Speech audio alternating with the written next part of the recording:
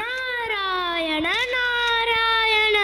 கலைமகள், அலைமகள், மலைமகள் தங்கள் மூவரையும் ஒரே இடத்தில் செல்ஃபி எடுத்துக் கொண்டிருப்பதை பார்ப்பதற்கு மிகவும் ஆச்சரியமாக உள்ளது. என்ன நாரதரே, கலகம் செய்வதற்கே வந்துள்ளீர்களோ? நாரதர் நம்மை தேடி வருகிறார் என்றால் காரணம் இல்லாமல் இருக்குமா? நாரதரின் கலகம் நன்மையில்தான் முடியும் என்பர். என்ன நாரதரே, சரிதானே? தாங்கள் வந்ததின் நோக்கம் என்னவோ அதை கூறுங்கள்.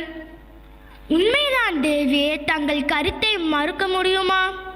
தாயே, தங்களுக்கு நேற்று வாட்ஸ்அப்பில் மெசேஜ் அனுப்பினேன். அதற்கு தாங்கள் பதில் அனுப்பவே இல்லை. வாட்ஸ்அப்பில் அனுப்பினாயா? ஆம் தேவியே. சற்று போருங்கள், நேற்றுடன் எனது டேட்டா முடிந்து விட்டதால் நான் பார்க்கவே இல்லை நாரதா. லக்ஷ்மி தேவி, அப்படியே எனது ஜியோ நம்பருக்கு ஒரு டாப் அப் பண்ணிவிடுங்கள். ஏற்கனவே 4 முறை டாப் அப் செய்துவிட்டு ஜிபேயில் பணம் அனுப்புவதாக சொன்னீர்கள். ஆனால் இன்னும் அனுப்பவில்லை. சரி, என்ன செய்வது? இப்போது மீண்டும் டாப் அப் செய்து விடுகிறேன். நாரதா, அப்படி என்ன செய்திதான் கொண்டு வந்தாய்? சற்று பொறுங்கள் தேவியே, சரஸ்வதி தாயே படித்து காட்டுவார். அவர்தான் கல்விக்கு அதிபதியாயிற்றே. உண்மைதான். அடடே, வருணதேவன் அல்லவா SMS அனுப்பியுள்ளார். என்னது, மழை காரணமாக பள்ளி கல்லூரிகளுக்கு விடுமுறையா? இப்படி தொடர்ந்து விடுமுறை விட்டால் அந்த மாணவர்களின் கல்விதான் என்ன ஆவது? அவர்களின் எதிர்காலம் பாதிக்கிறதே. தற்போது உதவித்தொகை கொடுப்பதாக கூட சொல்லியிருக்கிறார்கள். உதவித்தொகை கொடுத்தால் போதுமா? கல்வி பாதிக்கிறதே, அதற்கேதும் செய்தார்களா? கல்வி மட்டும் இருந்தால் போதுமா? கல்வி என்ன பெரிய கல்வி? தற்சமயத்துக்கு செல்வம் தான் தேவை. செல்வம் இருந்தால் எல்லாமே வாங்கிவிடலாம். இப்போதைய தேவைக்கு செல்வம் தான் தேவை. இப்போதெல்லாம் செல்வந்தர்கள் மக்களின் தேவையை உணர்ந்து தாங்கள் செல்வத்தை அனைவருக்கும் பயன்படும்படி செய்கிறார்கள். ஆனால் கல்வி என்னது? கல்வி செல்வம் இருந்தால் போதுமா? வீரம் இருக்க வேண்டாமா? என்னதான் கல்வி செல்வம் பயன்பாட்டிற்கு இருந்தாலும் அதிலிருந்து தப்பிக்க வீரம் அவசியம் அல்லவா? நான் வந்த வேலை இவ்வளவு சுலபமாக முடியும் என்று நான் எதிர்பார்க்கவே இல்லை. நாராயண நாராயண, சீக்கிரமாக முடிந்துவிட்டது. கல்விக்கு அதிபதி என நான் என்ன சளைத்தவளா? இருங்கள், நான் இப்போதே பூலோகம் சென்று படிப்பறிவற்ற மூடனை புத்திமானாக்கி இவ்வுலகமே அவனை கொண்டாடும் அளவிற்கு உயர்த்தி காட்டுகிறேன். நான் மட்டும் என்ன குறைந்தவளோ? ஒரு செல்வமற்றவனை சிறந்த செல்வந்தனாக்கி உங்கள் ஆணவத்தை அடக்கி காட்டுகிறேன். நாரதா, தாங்கள் வந்ததின் நோக்கம் இதுதானே? நாங்கள் மூவரும் ஒரு செல்ஃபி எடுத்துக் கொண்டிருந்தது தங்களுக்கு பொறுக்கவில்லை. இருங்கள், நானும் இப்போதே பூலோகம் சென்று ஒரு கோழையினை வீரனாக்கி காட்டுகிறேன். அன்னையே அன்னையே, சற்று பொறுங்கள், நில்லுங்கள் நில்லுங்கள். மூவரும் பூலோக சொல்ல முடிவெடுத்து விட்டீர்கள். சரி, நான் ஒரு மனிதனை காட்டுகிறேன். ராஜாதிராஜ ராஜ மார்த்தாண்ட ராஜ குல திலக மன்னன் வீரபாகு வருகிறார் வருகிறார் வருகிறார்.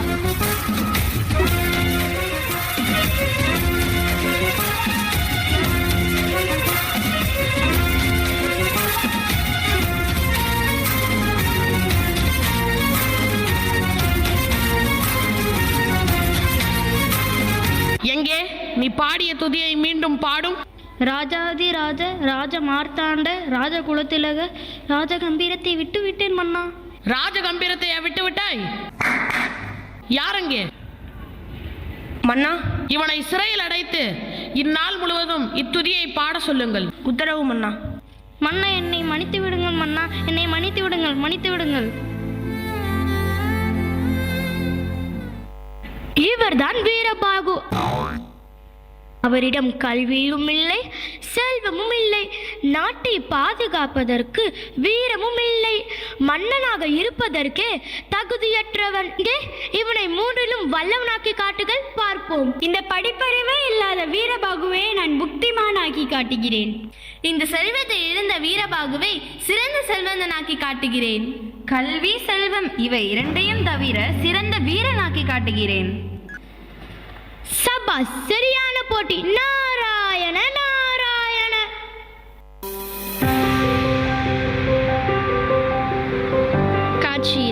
அரசவை கூடுகிறது. குறி சொல்லும் பெண் வருகிறாள்.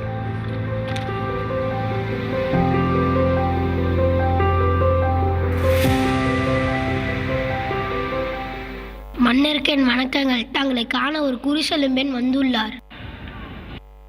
வரச் சொல். பெண்ணே, உன் பேர் என்ன? எங்கிருந்து வருகிறாய்? குருவம்மா என் பேரு. குத்தாலத்திலேருந்து நான் வரேன் தாயி. சரி சரி, என் கையை பார்த்து என் எதிர்காலத்தை கணித்து சொல். ராசா, தங்களின் பெயர்? அப்பா அம்மா வைத்த பெயர் குபேரன். என்னுடைய செல்ல பெயர் இந்திரன். இங்கு இருக்கும் அனைவரும் என்னை அன்பாக அழைக்கும் பெயர் வீரபாகு. தங்களின் வயது? ஆதார் கார்டில் 35 வயது, ரேஷன் கார்டில் 38 வயது. அநேகமாக என்னுடைய வயது 32 என்று நினைக்கிறேன். அரசே, இப்படி ஏட்டிக்கு போட்டியாக பதிலளித்தால் நான் எப்படி உங்களுக்கு குறிப்பார்ப்பது? உரிய வயதை சரியாக கூறுங்கள். நீதானே கைரேகை பார்க்க வந்தாய், நீ என் வயதை சரியாக கூறு. அப்படியா? இதோ கூறுகிறேன். உங்கள் கைகளில் உள்ள ரேகைகளை பார்க்கும்போது அவை முற்றிலும் வேலை செய்து செய்து அழிந்துள்ளன. எனவே உங்கள் வயது எப்படியும் 40ற்கு மேல்தான் இருக்கும் என்று நினைக்கிறேன். என்னது, நான் வேலை செய்தேனா? சரியாக சொன்னாய், என் வயது 45. சரி, என்னுடைய எதிர்காலம் எப்படி இருக்கும்? மலையாள பகவதி, மலையாள பகவதி, மருதாணி வாயால மந்திரத்தை சொன்னேனே, மலம் போல வாழ்கின்ற மகராச நீதானே. குறுமேடு கோபுரமாய் தனரேகை தாராளமாய் ஜாதகத்தில் உள்ளதையா. ஆனா என்ன ஆனால்? சுக்கரமேடு மட்டும் கொஞ்சம் மோசமாக உள்ளது. சுக்கிரமேடு தானே, பரவாயில்லை. கொஞ்சம் மணலோ ஜல்லியோ போட்டு மேட்டை சரி செய்து விடலாம். மன்னா, எதிரிகளிடமிருந்து ஆபத்து உண்டு. அதனால் ஜாக்கிரதை, ஜாக்கிரதை. நான் வருகிறேன் மன்னா. என்னது, ஆபத்தா? அரசே, அரசே, நம் அண்டை நாட்டிலிருந்து ஒரு அவசர செய்தி வந்திருக்கிறது. மெயில் அனுப்பி இருக்கிறார்கள். அது என்னவென்றால், விரைவில் நம் நாட்டின் மீது எதிரி படைகள் போர் தொடுக்கப் போகிறார்களாம்.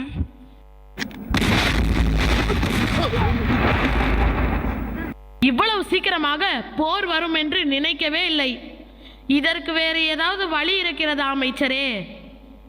அமைச்சர்களை, இந்த போரிலிருந்து தப்பிக்க வேறு ஏதும் வழி இருக்கிறதா? கூறுங்கள். மன்னா, அவர்கள் நமக்கு 2 ஆப்ஷன்கள் கொடுத்துள்ளார்கள். ஒன்று ஆன்லைனில் போர் செய்வது, இல்லை என்றால் நேரடியாக போர் செய்வது. தங்கள் விருப்பம் என்னவோ அப்படியே செய்துவிடலாம். நேரடி போரா? வேண்டாம் வேண்டாம், ஆன்லைனிலே போர் புரிந்து விடலாம். வேண்டாம் அரசே, நேரிலேயே போர் புரியலாம். இல்லை இல்லை, ஆன்லைனில் தான் போர். ஆன்லைனில் போர் புரிவதற்கான ஏற்பாடுகளை செய்யுங்கள் அமைச்சர்களே. உத்தரவு மன்னா.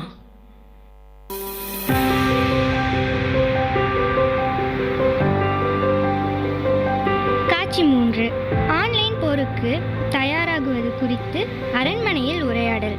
மன்னர் தனது ஆட்சி பொறுப்பை ராணியிடம் ஒப்படைக்கிறார்.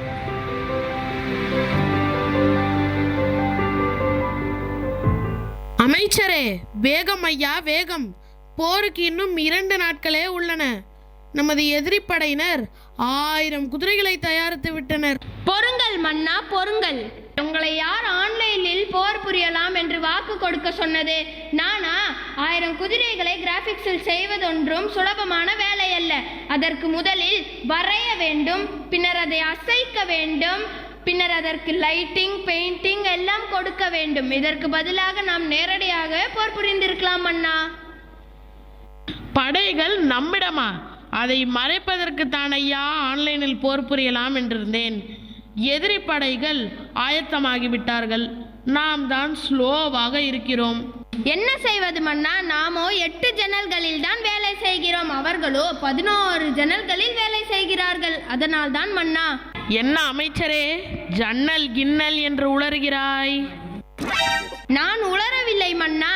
ஜன்னல் என்றால் விண்டோஸ். நாம் விண்டோஸ் 8இல் வேலை செய்கிறோம், அவர்களோ அட்வான்ஸாக விண்டோஸ் 11இல் வேலை செய்கிறார்கள். இருக்கிறார்கள். அதனால் தான் மன்னா அவர்களால் சீக்கிரம் முடிக்க முடிகிறது. அவ்வளவுதான விஷயம். அமைச்சரே, ஒரு ஆசாரியை கூப்பிட்டு உடனடியாக இன்னும் 5 ஜன்னல்களை வைக்க சொல்.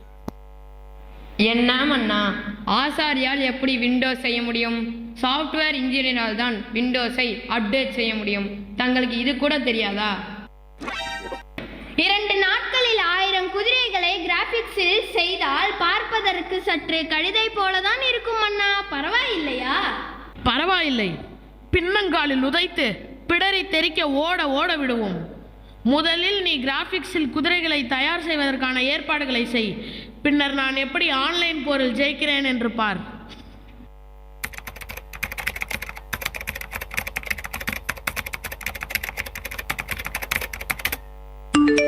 மன்னா மன்னா, நம்ம அண்டை நாட்டிலிருந்து ஒரு அவசர மெயில் வந்திருக்கிறது மன்னா. என்ன மயிலா? மயில் இல்ல மன்னா, மெயில் மெயில். ஓ மெயிலா? என்ன கூறியிருக்கிறார்கள்? சற்று பொறுங்கள் மன்னா, நான் படித்து காட்டுகிறேன். என்னது? அவர்கள் உருவாக்கிய 1000 கிராபிக்ஸ் குதிரைகளும் டெலிட் ஆகிவிட்டனவா? இறைவா! சற்று பொறுங்கள். இதுக்கே இறைவாவா? இன்னொரு ஷாக்கிங் நியூஸ் இருக்கு. குதிரைகள் டெலிட் ஆகிவிட்ட காரணத்தால் நாளை நேரடியாக போர் புரியலாம் என்று செய்தி அனுப்பியுள்ளார். என்னது, நேரடியாக போரா? நான் அப்பொழுதே சொன்னேன் அல்லவா? நீ ஆரம்பத்தில் முட்டுக்கட்டை போட்டதுதான் இப்பொழுது இவ்வளவு பெரிதாக வளர்ந்து வந்திருக்கிறது. அரசே, நான் வேண்டுமானால் ஒரு ஆலோசனை கூறட்டுமா? கூறும். அரசே, உங்களுடைய ராஜ்யத்தை அரசியிடம் ஒப்படைத்து விடுங்கள். பிறகு நீங்கள் தப்பித்துக் கொள்ளலாம். ஆஹா, என்ன அறிவு, என்ன அறிவு! உனக்குள் இவ்வளவு பெரிய திறமையா? அரசியாரே, நான் வேலை செய்து மிகவும் டயர்டாக உள்ளது. அதனால் நீங்கள் ஆட்சி பொறுப்பை பார்த்து கொள்ளுங்கள். சரி, நான் ஆட்சி பொறுப்பை பார்த்து கொண்டால் தாங்கள் என்ன செய்வதாக உத்தேசம்? அதான் கூறினேனே அரசியே, எனக்கு மிகவும் டயர்டாக உள்ளது. நான் ரெஸ்ட் எடுக்க போகிறேன். நீங்கள் ஆட்சி பொறுப்பை பார்த்து கொள்ளுங்கள். எல்லாம் சரிதான் அரசே. அரசர் தாங்கள் இருக்கும்போது அரசியாகிய நான் அரசாள்வது என்பது எனக்கு சரியாக படவில்லை. தற்காலிகமாக நான் ஆட்சி பொறுப்பை பார்த்து கொள்கிறேன். 3 மாத காலம் தாங்கள் ஓய்வு எடுத்துக்கொள்ளுங்கள். ஆனால் தாங்கள் மீண்டும் வரும்பொழுது அனைத்து கலைகளிலும் தேறியவராகவும் வல்லவராகவும் ஆட்சி பொறுப்பை தாங்கள் மீண்டும் ஏற்க வேண்டும். சரிதானே அரசே? உன்னால் என்னை போல் ஓஹோ என்ற ஆட்சி பொறுப்பை பார்க்க முடியாவிட்டாலும் ஓரளவுக்காவது, உன்னால் முடிந்த அளவுக்காவது ஆட்சி பொறுப்பை பார்த்துக்கொள். இந்த செங்கோல் பத்திரம் பத்திரம்.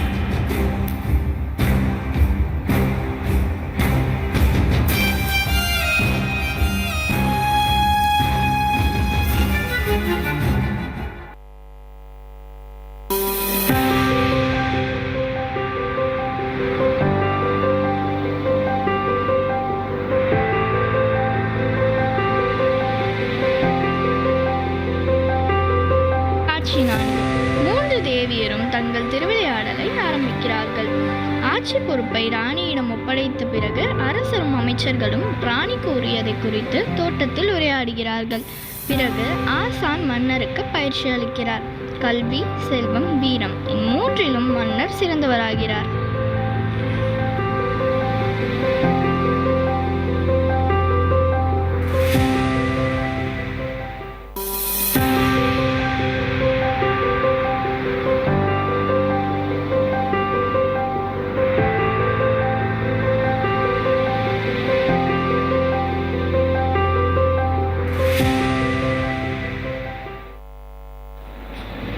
தேவியாரே, தங்களின் திருவிளையாடலை ஆரம்பிக்க சரியான சமயம். இப்போதே தங்களின் திருவிளையாடலை ஆரம்பியுங்கள். எங்களின் திருவிளையாடல்களை பொறுத்திருந்து காணவும்.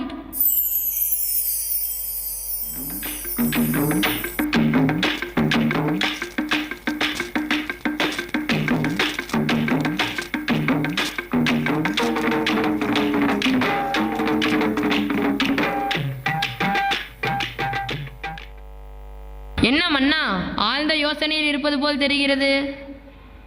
எல்லாம் அரசிக்குரிய விஷயம்தான். ஒரு சிறந்த அரசனாக இருப்பதற்கு என்னென்ன தகுதிகள் வேண்டும் என்று யோசித்து கொண்டிருக்கிறேன். என்ன மன்னா, தங்களுக்கு இது கூட தெரியாதா? உங்களுக்கு மட்டும் தெரியுமா? எனக்கும் தெரியாதுதான். கூகுள் இருக்க பயமேன், வாருங்கள் சர்ச் செய்து விடுவோம். ஒரு சிறந்த அரசனாக இருப்பதற்குரிய தகுதிகள். மன்னா, மொத்தம் 3 தகுதிகள் காட்டுகின்றன. என்னது இது? முதலில் கல்வி மன்னா. என்னது கல்வியா? நான் படித்ததே 3ஆம் கிளாஸ் தான். எனக்கு எப்படி கல்வி அறிவு இருக்கும்? இரண்டாவது செல்வம் மன்னா. அது எங்க இருக்கு? என்னது செல்வமா? கஜானாவே காலியா கிடக்கு. மூன்றாவது வேண்டாம் மன்னா, விட்டுவிடுங்கள். இல்லை கூறு. வேண்டாம் மன்னா, சொன்னால் கேளுங்கள், விட்டுவிடுங்கள். நீ கூறிதான் ஆக வேண்டும். மன்னா, மூன்றாவது தங்களிடம் சுத்தமாக இல்லாதது மன்னா, வீரம். என்னது வீரமா? அது என் பேரில் மட்டும்தான் உள்ளது.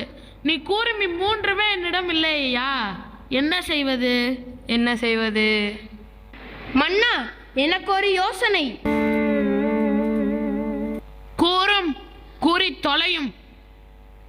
இதில் கல்வி சம்பந்தப்பட்ட அனைத்தும் அடங்கியுள்ளது மன்னா. எங்கே அதை இப்படி கொடு. என்னது இது? பார்ப்பதற்கு செங்கல் போல் உள்ளது. கனமும் அப்படித்தான் உள்ளது. மன்னா, அது செங்கல்ல ஸ்மார்ட் போன். சரி, அந்த செங்கல்ல இப்படி கொடு. மன்னா, ஸ்மார்ட் போன். சரி, இதில் எப்படி கல்வி அறிவை கற்றுக்கொள்வது? மன்னா, இதில் கல்வி சம்பந்தப்பட்ட அனைத்தும் டவுன்லோட் செய்து கல்வியை கற்றுக்கொள்ளலாம் மன்னா. ஓ அப்படியா? ஆனால் என்னுடைய போனில் இது எதுவும் வரமாட்டேங்குது. மன்னா, ஏனென்றால் நீங்கள் வைத்துள்ளது 1100 பட்டன் ஃபோன். அது டப்பா ஃபோன் மன்னா. ஓ அப்படியா? சரி, நான் கல்வி கற்கும் வரை இது என்னுடைய ஃபோன். ரீசார்ஜ் மட்டும் நீங்கள் செய்து விடுங்கள். எல்லாம் சரிதான். உங்களுக்கு பயன்படுத்த தெரியுமா மன்னா? அதை தான் சொல்லிக் கொடுக்க நீங்கள் இருக்கிறீர்களே. சரி வாங்கள், நாங்கள் உங்களுக்கு கற்றுத் தருகிறோம்.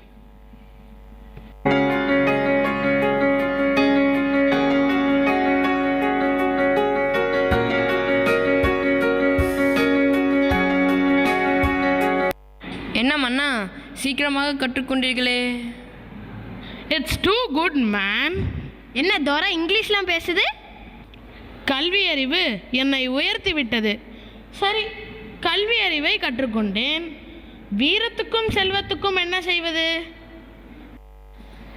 மன்னா, எனக்கு ஒரு யோசனை. எனக்கு தெரிந்த ஒரு ஆசான் இருக்கிறார். அவர் ஆயக்கலைகள் 64ஐயும் கரைத்து குடித்தவர். அவரிடம் நீங்கள் ஜஸ்ட் 2 மாதங்கள் பயிற்சி எடுத்துக்கொண்டால் ஒரு நல்ல போர் வீரனாக மாறலாம். இதை பற்றி ஏன் என்னிடம் முன்னதே கூறவில்லை? மன்னா, ஏனென்றால் நீங்கள் கேட்கவே இல்லை மன்னா. சரி, உடனடியாக அவரை அழைத்து வா. மன்னா, ஆனால் அதில் ஒரு சிக்கல். என்னையா எப்ப பாரு சிக்கல் விக்கல் நிக்கல். மன்னா, வர வேண்டும் என்றால் அட்வான்ஸ் கொடுக்க வேண்டும். அரசேன் வணக்கங்கள். தங்களை காண ஒரு செல்வந்தர் வந்துள்ளார். வரச் சொல். அரசருக்கு எனது வணக்கங்கள். உன்னை எங்கோ பார்த்தது போல் உள்ளதே. ஆமாம் அரசே, தங்களிடம் பரிசு பெற்று போனவன்தான் நான். தங்களிடம் பெற்ற பரிசுகளை கொண்டு நான் மிகப்பெரிய செல்வந்தனாகிவிட்டேன். அதற்கு கைமாறா தங்களுக்கு நன்றி கடன் செலுத்தவே வந்துள்ளேன். நான் கொடுத்த பரிசுகளை கொண்டு பணக்காரனான முதல் ஆள் நீதான். என்ன என்னிடம் பேச வந்துவிட்டு ஏதோ போனில் பார்த்து கொண்டிருக்கிறாய்? இப்போது தங்களின் மொபைலில் ஒரு SMS வந்திருக்கும். அதை தயவு செய்து பாருங்கள் அரசே. என்னது 300 கோடி பணமா? ஆமாம் அரசே, எனது வெற்றியை தங்களுக்கே சமர்ப்பிக்கிறேன். வரேன் மன்னா. சரி, சென்று வா. அமைச்சரே, இப்போது வரச் சொல் அந்த ஆசானை.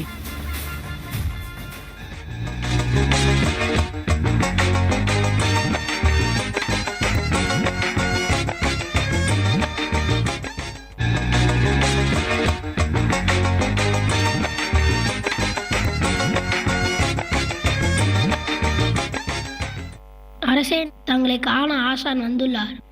வரச் சொல். வணக்கம் அரசே. வணக்கம். நீங்கள் தான் அந்த ஆசானா? ஆம். யாரங்கே? ஆசானே, இதை வைத்துக் கொள்ளுங்கள். உங்களுடைய அட்வான்ஸ் பணம். நாம் பயிற்சியை தொடங்கலாமா? ஆரம்பிக்கலாங்களா?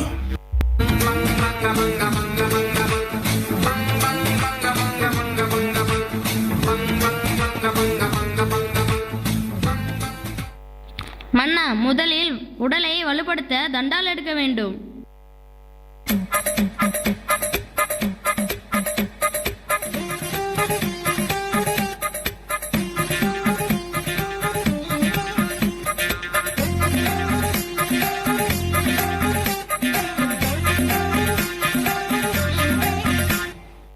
என்ன செய்து கொண்டிருக்கிறீர்கள்? இப்படி இல்லை மன்னா.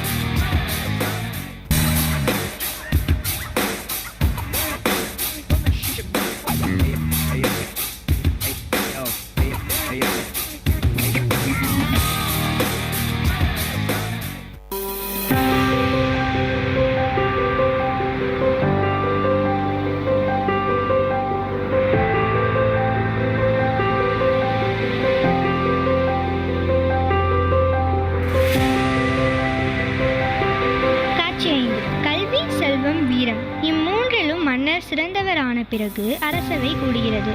மன்னர் மீண்டும் ஆட்சி பொறுப்பை ஏற்கிறார். மேலோகத்தில் நாரதர் மற்றும் 3 தேவியரும் வீரபாகுவின் மாற்றத்தை குறித்து உரையாடுகின்றனர். ராஜாதிராஜ, ராஜகம்பீர, ராஜ மார்த்தாண்ட, ராஜ குலத்திலக மன்னன் வீரபாகு வருகிறார், வருகிறார், வருகிறார். முழுமையாக மாறிய நம் மன்னன் வீரபாகுவை பாருங்கள். யாரங்கே? அந்த செங்கோலை எடுத்து வா. இப்போது வர சொல்லுங்கள் அந்த எதிரி நாட்டு படையை.